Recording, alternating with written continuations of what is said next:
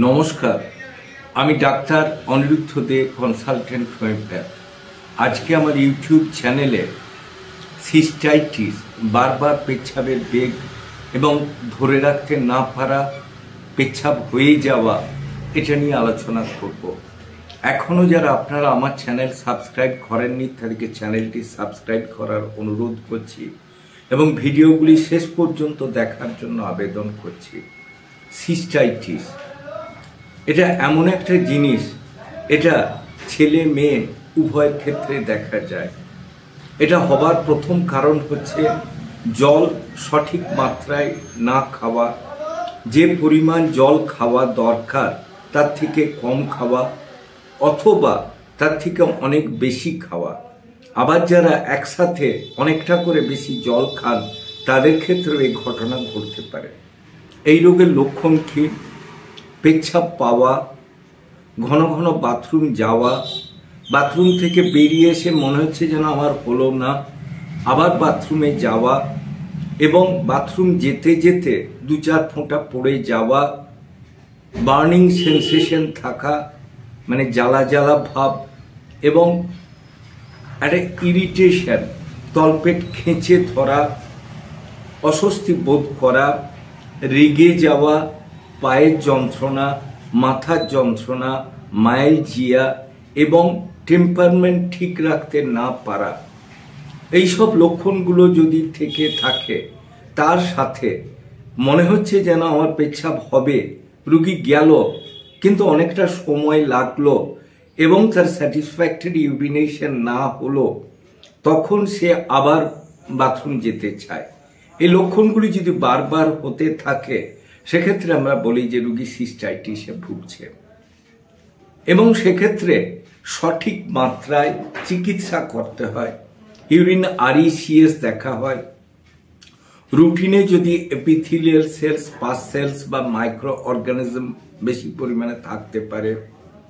আবার কালচারেতে ইকোলাই, বিকোলাই অথবা ক্লিবেস লেলিয়া এগুলোও থাকতে পারে।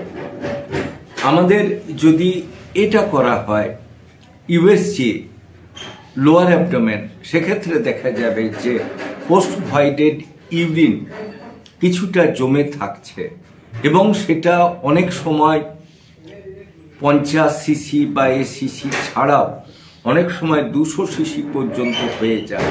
তখন তলপেট খেঁচে থাকবে, অস্বস্তি বোধ হবে, পেচ্ছাব ক্লিয়ার না হওয়ার ফলে আনুষঙ্গিক যে সমস্যাগুলো দেখা যায় সবগুলো তার ভেতরে প্রকটভাবে দেখা যাবে।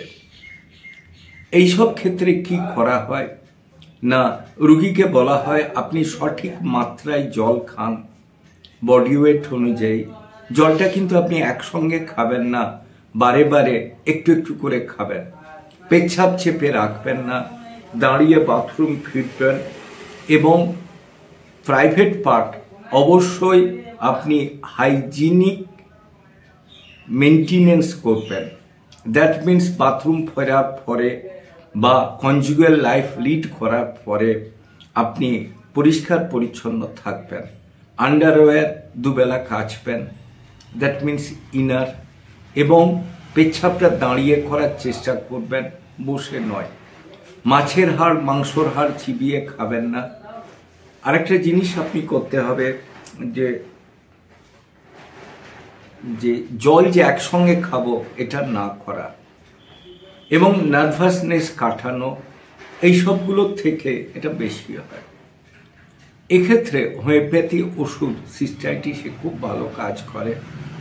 Causticum potency, Berberis vulgaris potency mother, Sabal serrulata potency mother, Calcarea carbo অনেক সময় ভালো কাজ করে পোটেন্সি হিসাবে।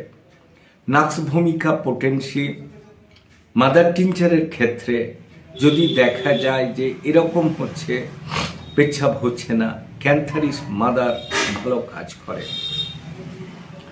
বায়োকেমিকের ক্ষেত্রে Calcarea phos, Calcarea fluor, Natrum sulph, Kali sulph, ক্যালিমিও ভালো কাজ দেয়।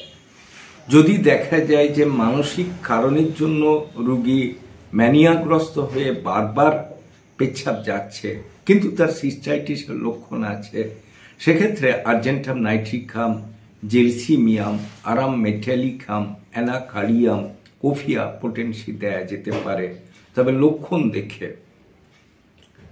মাদার টিনচারের ক্ষেত্রে সেক্ষেত্রে প্যাসিফ্লোরাম মাদারও দেয়া যেতে পারে।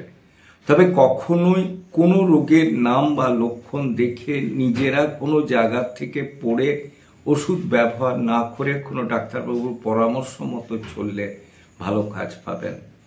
আমার চ্যানেল যদি আপনাদের ভালো লাগে অবশ্যই লাইক করুন, শেয়ার করুন, কমেন্ট করুন, সাবস্ক্রাইব করুন।